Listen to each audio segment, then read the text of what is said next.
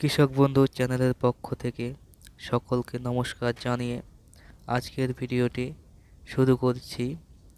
আজকের ভিডিওটির মূল বিষয় হলো আলু গাছে ধসা রোগের প্রতিরোধ বা আলু গাছের ধসা রোগ নিয়ন্ত্রণের উপায় নিয়ে আলোচনা করব। তো যে কৃষক বন্ধুর আলু গাছে এই ধরনের ধসা রোগের সমস্যা দেখা যায় তারা খুব চিন্তিত হয়ে পড়ে যে আলু গাছ নষ্ট হয়ে যাবে বা গাছ নষ্ট হয়ে গেলে আলুর ফলন ভালো হবে না, এই ধরনের একটা আশঙ্কা থাকে।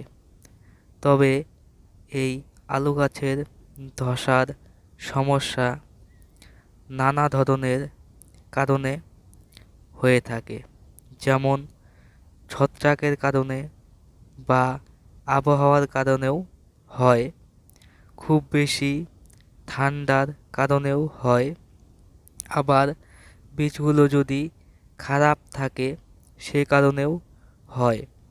তবে এই ধরনের সমস্যার নিয়ন্ত্রণ করতে হলে আলুর বীজ রোপণের 21 দিন পর থেকে ইন্দ্রোফিল M45 দিয়ে 7 দিন পর পর 70 দিন পর্যন্ত স্প্রে করতে হবে আলু গাছে। এবং ইন্দ্রোফিল দিয়ে স্প্রে করার নিয়ম হলো 16 লিটার জলের মধ্যে 50 গ্রাম ইন্দ্রোফিল M45 দিয়ে স্প্রে করতে হবে এবং এগ্রোবিট দিয়ে স্প্রে করতে হবে 40 থেকে 42 দিনের মধ্যে একবার করে। আলু গাছে ইন্দ্রোফিল M45 এর সাথে এগ্রোবিট মিশিয়ে নিতে হবে।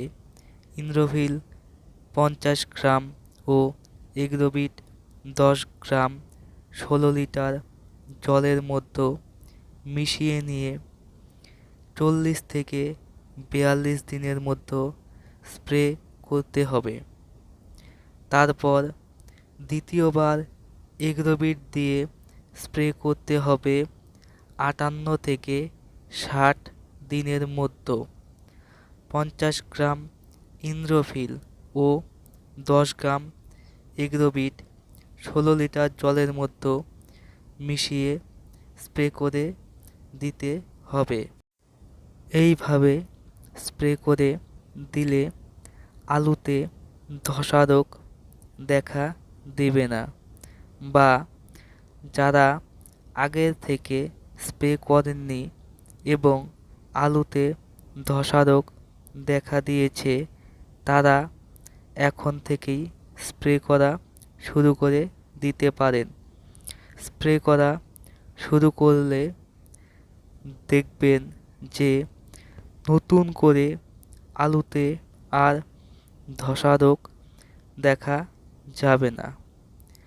এবং ভিডিওটি যদি ভালো লেগে থাকে ভিডিওটিকে একটি লাইক দেবেন এবং চ্যানেলে নতুন হয়ে থাকলে চ্যানেলটিকে সাবস্ক্রাইব করে চ্যানেলের সাথে যুক্ত থাকবেন এই ধরনের নতুন নতুন ভিডিও পেতে হলে। ধন্যবাদ।